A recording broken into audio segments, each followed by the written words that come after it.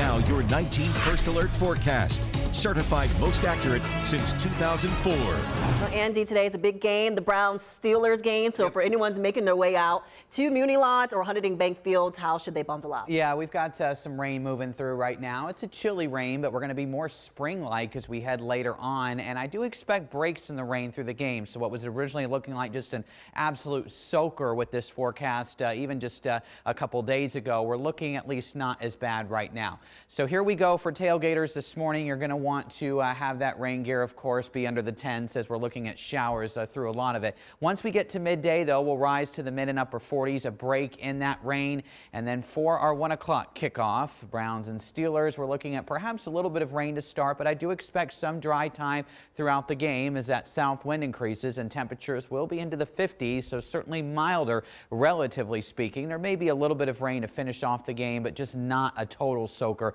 as it was originally looking like. So that's certainly some good news for fans who hoping we can see the Browns conclude their home season on a little bit of a better note with a win. All right, First Alert weather day tomorrow, though. Got to talk about it. Lots going to be going on. So this rain that's going to be moving out as we head through early tomorrow morning, and then we'll have snow developing tomorrow afternoon with a light accumulation. Wind is going to be the biggest concern tomorrow. West wind 25 to 35 miles per hour sustained.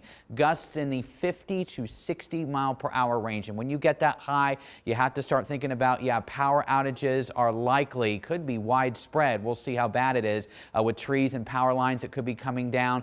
Travel is going to be difficult on north-south roadways for high-profile vehicles because this will be a west wind, and it's going to be a lot colder. Temperatures in the 20s all day, so no more spring-like temperatures that we're going to see briefly later on. That'll put wind chills near zero at times. So First Alert Future View shows this initial rain this morning. Notice by kickoff 1 o'clock, maybe a shower close to Huntington Bank Field. Otherwise, plenty of dry time through the afternoon. Those temperatures are going to get to 60 mainly after dark, and then this could get interesting overnight. A line of showers and maybe even a few stronger thunderstorms moving through with the cold front. Now that'll be out of here. Notice 7 a.m. tomorrow. We're dry. There's the snow developing during the afternoon and evening. Bands of heavier snow possible that will then transition to lake effect in these finger bands heading into Tuesday morning. So your snow tracker taking you through Tuesday morning. Highest amounts of a few inches in the primary snow belt, even 1 to 2 inches in the secondary snow belt. Outside of this, we'll look at a trace to maybe up to an inch. But if you are caught in one of those squalls, just keep in mind locally higher amounts are always expected.